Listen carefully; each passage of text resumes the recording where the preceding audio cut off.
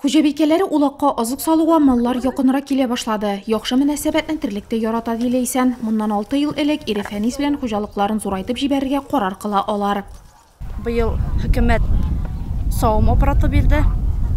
Хөкүмәт тарафыннан бирелде. Дальше больше инде тирекләребезне арттырырга исәп тагында.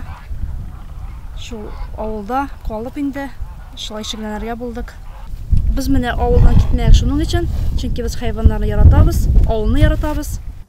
Хуҗалыктан кергән акчалар гаиләбезнең төп табышы диләйсән. 2 баланы үстерәсе бар бит. Кояш белән тору, соң яту безгә гадәти күренеш ди хуҗабикә. Шунсыз малларны карау, тирлек азыгы әзерләү кебек эшләрне вакытында башкарып булмас иде.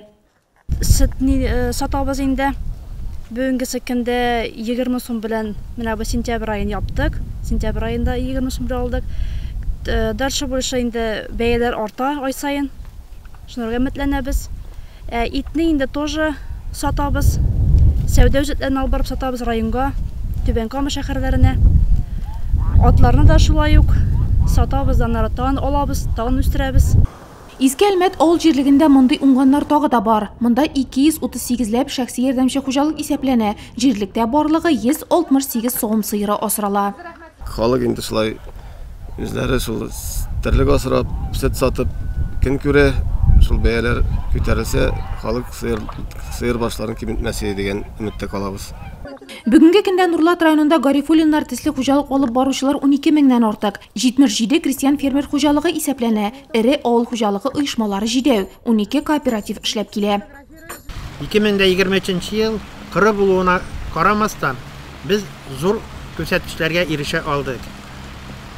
Быел район күләмен буенча 26,16 центнер күләмендә уңыш җыеп ала алдык. Бу барлыгы 109 мең тонна тәшкил итте. Шулай ук без сөт савы буенча да 11%ка артырып сөт савы алдык. Хөрмәтле ветераннарыбыз, хөрмәтле авыл хуҗалыгы хезмәткәрләре, мин сезне барыгызны да шушы зур бәйрәм белән тәбрик итәм. Барыгызга да исәнлек, саулык, бәхет, шатлык, тыныч аяз күк йөзе телим. Бүгенге көндә районда авыл хуҗалыгы һәм эшкәртү сәнәгате тармагында 1000 ярымга якын кеше хезмәт куя. Гөлназ Хәсәншина, Илшат Мәхмүтов, Нурлат хәбәрләре.